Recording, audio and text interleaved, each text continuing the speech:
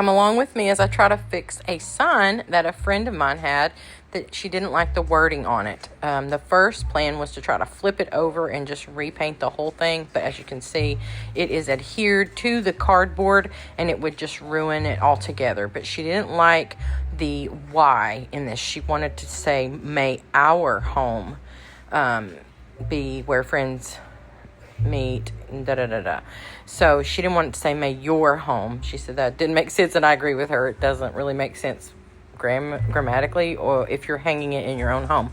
So the attempt was to take off the Y, but as you can see, there's some aging effect on there as well, and so that was the challenge.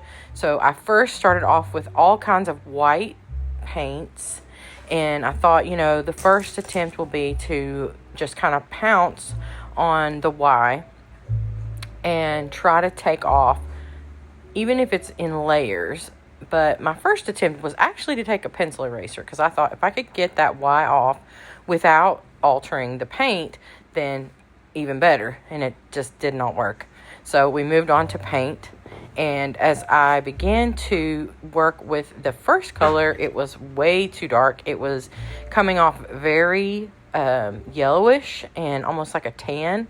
And so I was not happy with that at all. Getting some support from my husband, getting me some water to hopefully water the white down to see if that would help at all.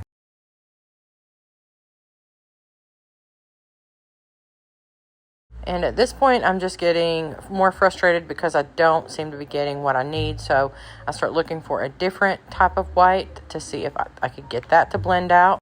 And so then my husband started taking an aerial shot of what I'm actually doing. So you can see I'm just pouncing the color on to give that kind of gradient effect. I decided next to pull out my regular paint from painting the walls, because I wanted to see if it would come off a little bit lighter.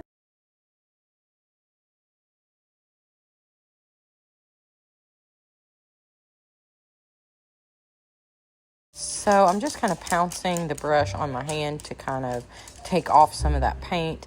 And then I also utilize an old rag to help bring some of that back off, because anything very harsh is not going to work. Any straight lines or harsh lines is not going to work with this kind of background.